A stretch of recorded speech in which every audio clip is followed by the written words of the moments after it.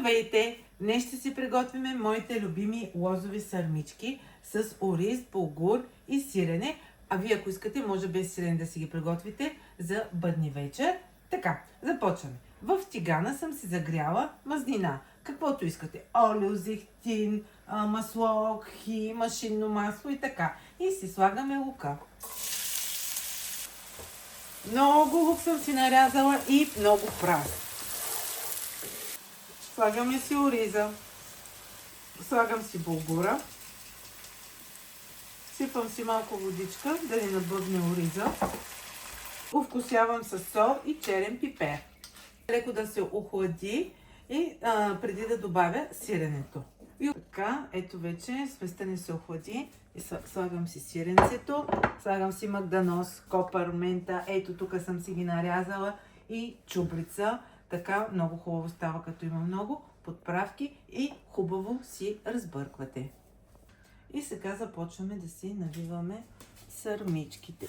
Аз си ги правя много манички. Сипвате си една чаша вино. Но тъй като аз пия антибиотик, вече втори антибиотик и още не мога да оздравея, не мога да си сипя вино, така че не знам какво ще правя, докато ги навия. Ето ги, манички, и си ги подреждам в тенджерката. Тук ми ги сърмичките, подредих си ги в тенджерката. Сега да им сложа една чинийка отгоре. Аз си слагам малко замразени вишни. Ако нямате замразени вишни, не е проблем, но на мен страшно много ми харесва. С вишните става много хубаво. Сега си наливам малко водичка, даже от тиганчето си я стоплих. Поливам си с зехтин, слагам капака и след като заври водата, намалям котлона на най-слабата степен и оставям така да си къкри. Ето ми ги сърмичките. То ми ела да покажеш, мамо. Вижте, сега ще ви ги покажа. Перфектни са. Как ще ги сервирам. Ето, подредих си ги в чинийката. Вижте ми колко са хубави. И сега ще ги залея отгоре с кисело мляко с чесън.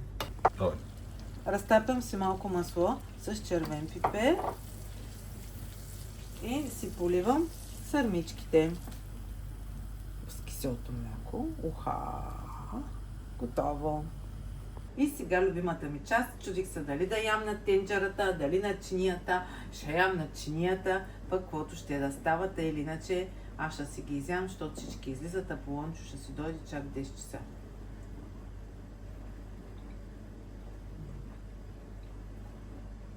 Това ми е едно от най-любимите яденета. Винаги го приготвям за Коледа и за Байрама.